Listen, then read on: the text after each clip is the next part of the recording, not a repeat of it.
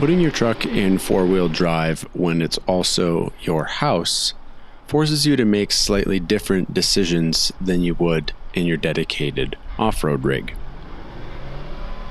This trail not only gave us the opportunity to get a taste of what the rig was capable of, but also about our decision making and what we were willing to test.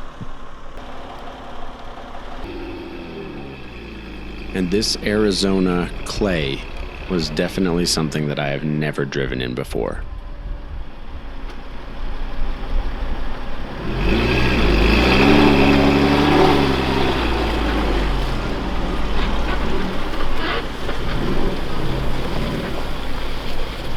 Not only were we going to test the traction capabilities, but we were about to test the articulation of this rig, not quite the way that I had intended.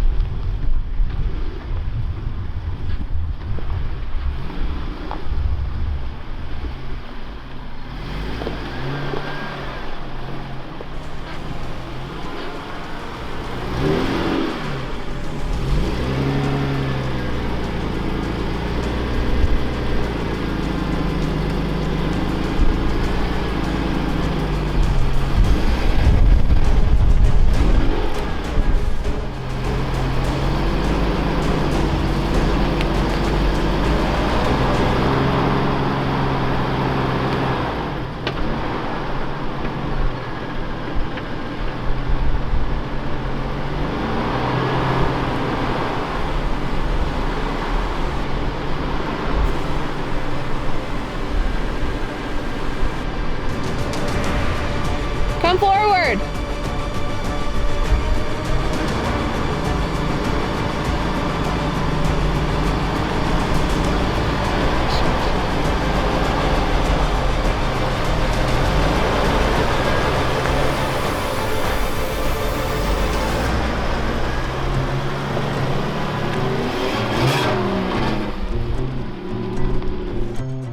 Three-wheeling our house wasn't our intention on our first 4x4 test, but we were both really impressed with these small obstacles that we overcame.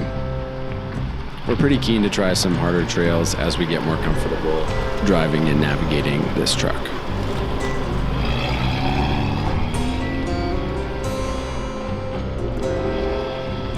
Well, that was our first real off-road test of the Land Cruiser Chinook, and I'm really impressed. Honestly, it's impressive how far it can go in two-wheel drive because there's so much weight on the rear axle. We only put it in four-wheel drive a couple times, as you saw, and also really impressed with the amount of flex this thing has. And I don't even think we've really pushed it to the max. I didn't have a chance to look at the bump stops to see how much more travel we had. There's definitely a lot more in the front.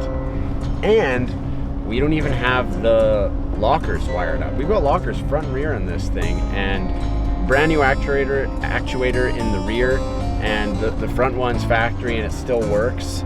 I just got to figure out a wiring harness for the lockers because we don't have the factory 80 series one. So if you know how to do that, or you know somebody that can help, or yada yada with 80 series lockers, then hit us up in the comments or on Instagram.